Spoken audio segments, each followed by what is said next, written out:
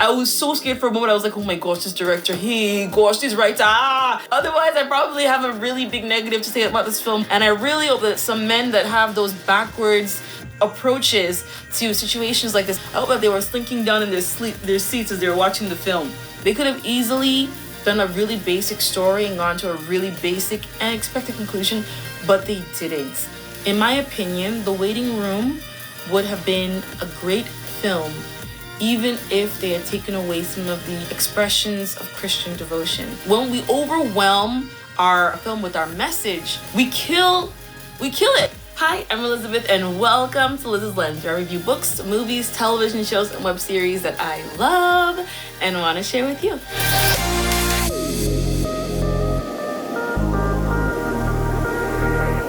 Hi guys, I'm back today with another review. I know this is like the hallmark of this channel and I haven't done a lot of them, so I'm so excited that I get to have my first one in 2023.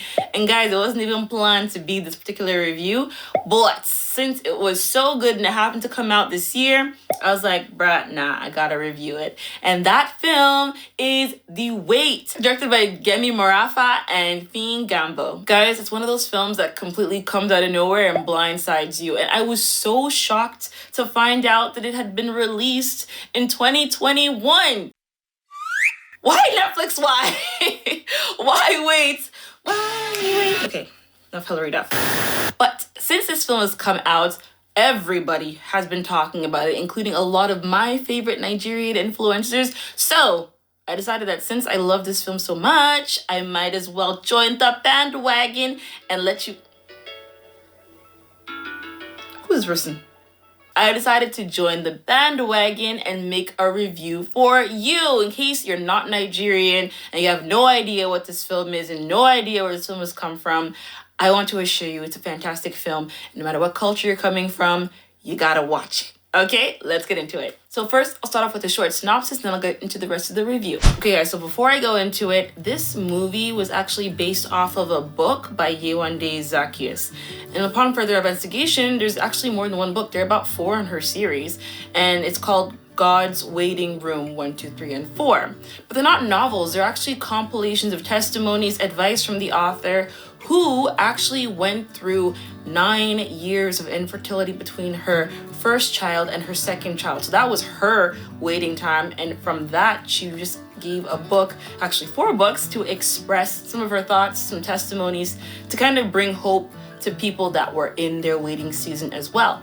Okay, so let's get into it. So this film right now is available on Netflix. I'm just gonna give you what the description on Netflix says first. Faith becomes a beacon for people struggling with family, career, ambition, and romantic longing in this adaptation of Yewande Zacchaeus' popular book. So yeah, that's kind of nebulous. So let's see if we can break it down even further. So this film follows 4 storylines, each of which are going through their own waiting period. So let's start off with Dr. Nara. Dr. Nara is an older woman who is single, but I wouldn't really say that she's searching. She's kind of enjoying life and just trying to be happy. She hasn't had a very great experience in love in the past, especially recently. So she's just trying to enjoy life and help those that are in her circle, her community, get through their waiting period. She leads a group called The Waiting Room for mothers who are waiting for their children. And then we have Nkechi. Sorry if I'm saying it wrong, don't mind me. She is in Nara's waiting room group, and she's also waiting for her very first child. Her and her husband have been waiting a whole 10 years. Then we have Tosin. Tosin, and I would say Baya as well. Tosin is waiting for a child as well. It's been over 10 years for her, and her husband is Baya. Now, Tosin's not part of the waiting room group, but her husband, Baya, is, and he goes there out of desperation, trying to find a way to cope with the fact that they don't have a child yet, and also trying to get hope. Meanwhile, Tosin is not part of the waiting room, not looking to be part of a waiting room. She's very much in a almost depressive state. And lastly, we have Sumto. So Sumto's not really part of the whole waiting for children or waiting for love situation. He's waiting for a job. So he's this unemployed guy. Looks like he's living in the slums of wherever he is, and he's searching for a job like a needle in a haystack. Like, he's searching really hard, but he's not able to find one. So all four of these people are in a period of waiting. And the film just explores all of the different mindsets that these characters have, what they're doing in their waiting period, how they're handling it, and I won't tell you the ending, okay? Now let's get into the rest of the review. Guys, this film was absolutely fantastic. I loved it from start to finish. And I know that I usually bring films that I like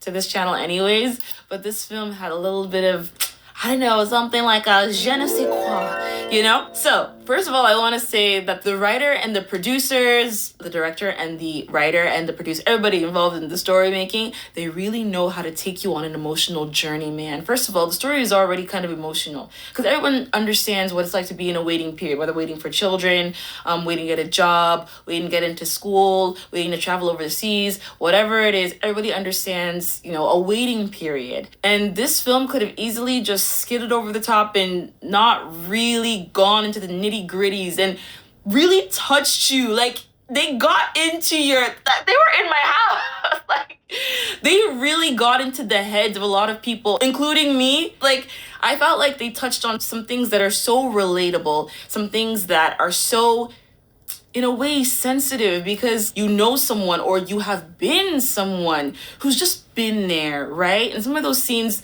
I have to say, in a way, they felt very intimate because they didn't stereotype it. They said, you know, this is exactly what happens. These are the testimonies. Like, this is real life, and not this fabricated idea of what should happen or what could happen, but no, what actually does happen, which I absolutely, absolutely loved. Okay, so let me go ahead and tell you more things that I liked. I loved the character of Nara. Now, the actress,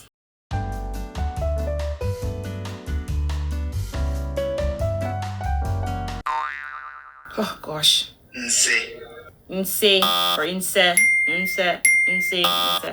Now, the actress, I think you pronounce it Nse.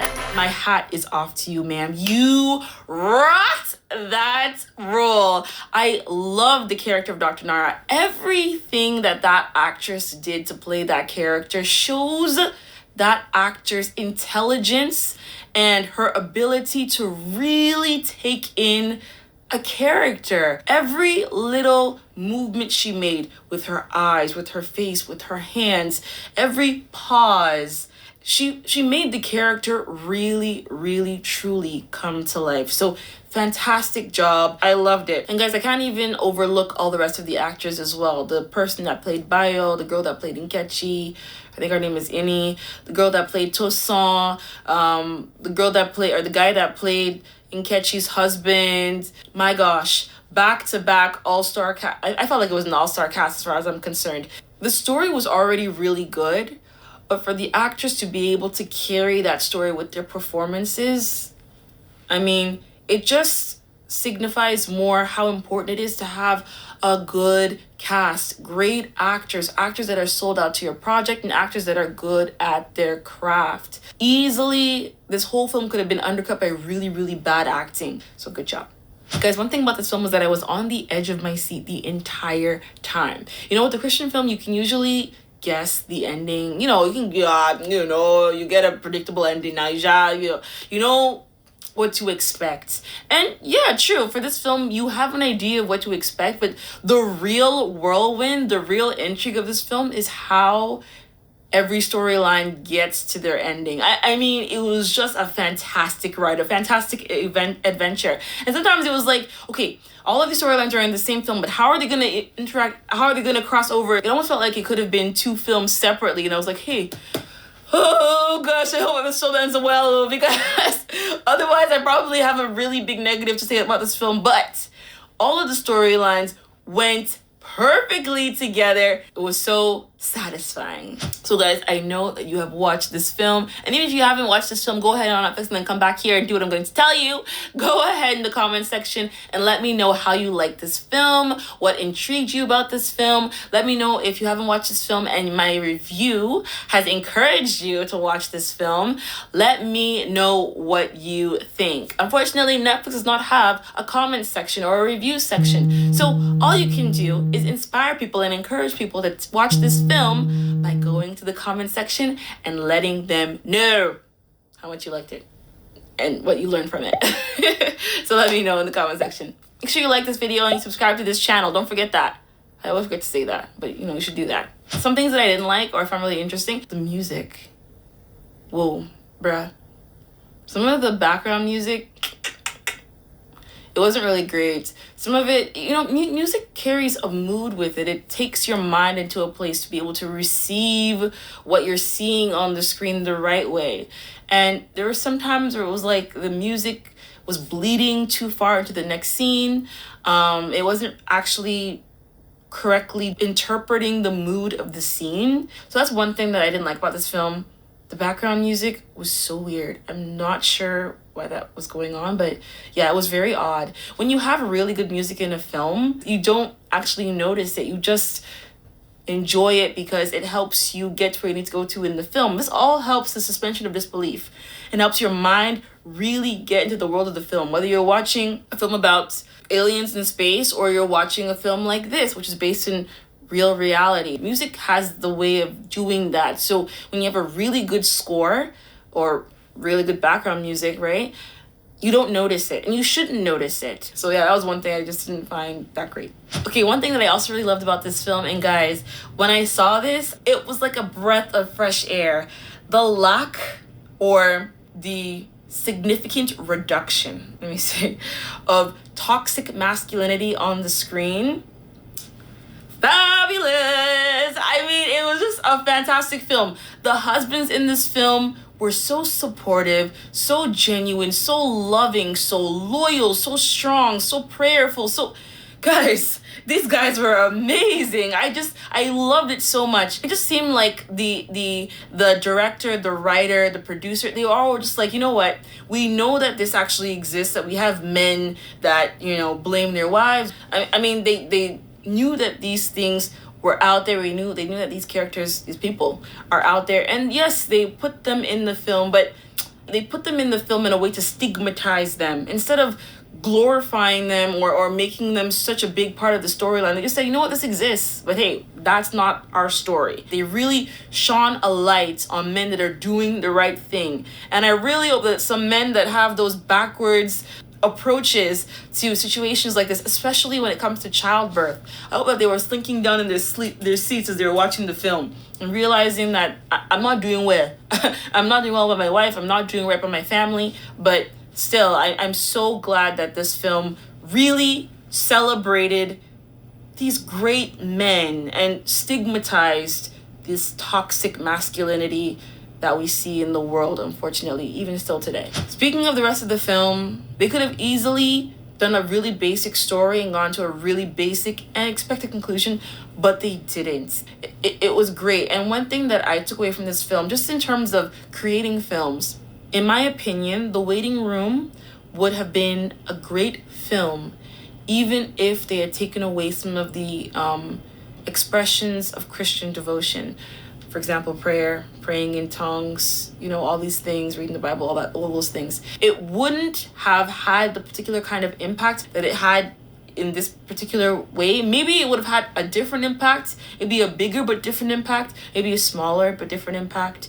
Maybe it would have had a similar impact. But of course, being a Christian film, the impact was more directed. Like, we're not talking about you just having hope just blindly. You're talking about you having hope and faith in God, and waiting this waiting period out still with faith and things like that.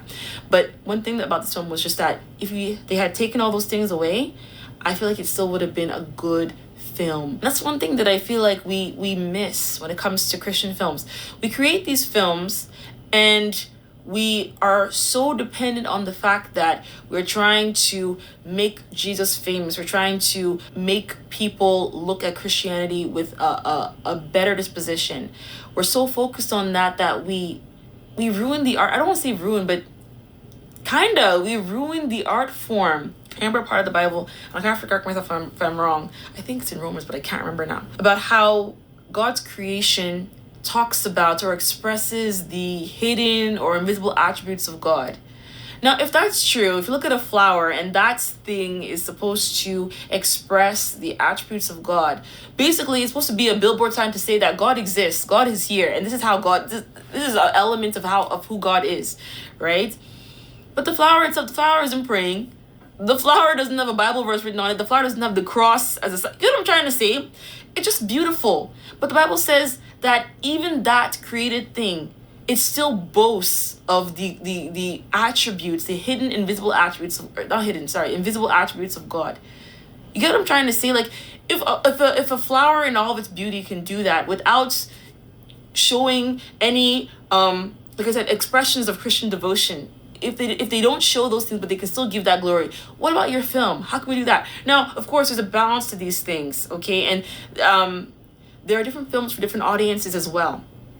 These are the things that we have to talk about as we move forward this year, and we will talk about them. But what I'm trying to say is that when we overwhelm our film with our message, we kill it, because people are not looking at an artwork that they are just mesmerized in and they get something planted in their hearts that maybe they did not notice necessarily. Instead, they're just focused on the big blinding billboard, Jesus is Lord, throughout the entire film. And again, like I said, there are different films for different audiences, and different purposes for different films. But I think that there's something to be said about honoring and respecting the art form, even though you know how you're trying to use it. Does that make sense? So I really like the fact that this film evoked or expressed somebody that had really sat down with God, gone deep in this particular subject matter with God, and was able to produce something that was not overly preachy, did not kill the art form, but yet still got a beautiful message across, and depicted yet still life with Christ. You get what I'm trying to say? Even if you have some bumps along the way, they're still able to talk about that in the film, express that message, but still come out with a beautiful film, which I really, really enjoyed. So I'm glad they were able to do that. I think there are 3 things that I took home from this film as well. So number 1 is releasing things to God in the wait. Releasing them to God, because that really is a big act of faith. And I feel like as human beings, sometimes we have this way of giving everything to God except for a few things, except for this particular thing, because you really want to have that control. But in a way, it's just telling God that you don't trust him with this part of your life. But when you give your life to God, you surrender your life to God, you call to Jesus Christ, and you call him your Lord, that means all of you is surrendered to him. And when we're talking about having faith, sometimes we do this thing because we're not conscious, or we don't believe 3 things, or one of 3 things: that God is God, that God is who he says he is, that God has power and the ability to help you, and God also wants to help you. He desires to help you. And when you're missing even just one of the 3 of those things, it's hard for you to release these things to God. This is why we push so much a relationship with Jesus rather than religion. Does that make sense? Rather than just these rules and restrictions and things, we push a relationship, because that's what it really is. That's one thing. The other thing I learned was the art of actively waiting. No matter who it was in the film that was waiting, bruh, they were all winning while they were waiting. And I think that the greatest blessing of that is that by the time that your waiting period is over, you look back and you're like, whoa, but look at all the things that I accomplished in my waiting period. So now you have like all of these cherries on top of the main prize that you were trying to wait for, you were trying to get, right? I love that that idea of actively waiting. Don't just sit down and do nothing. Do something, invest in yourself, right? So don't waste that time. And lastly, I really love that they highlighted having support, especially support other than God during the waits. Guys, we're human beings, and human beings need other human beings. So famous song says, people need people, need people, need people.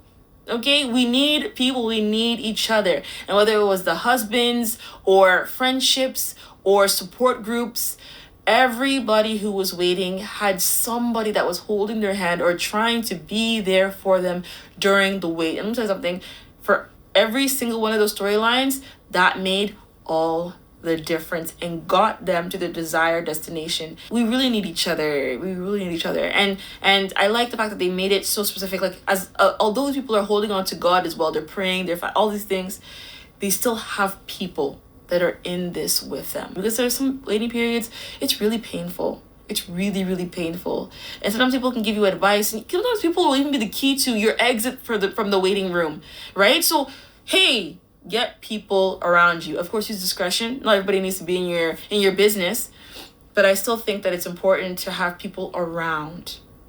Guys, like I said, the story is an absolute masterpiece, and I loved every minute of it. I want to encourage you, especially if you're not Nigerian, okay, to go and watch this film. The entire film, totally relatable. It's not that it's only happening in Africa. It's not that it's only happening in Nigeria. It's happening all over the world, right? So make sure you go and watch this film.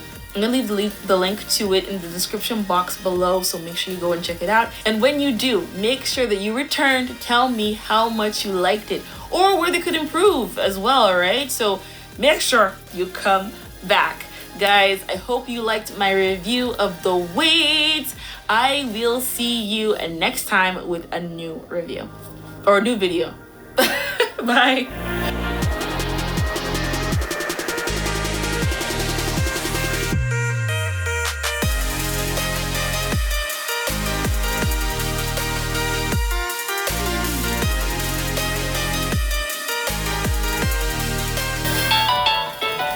Why is the 800? Sit down.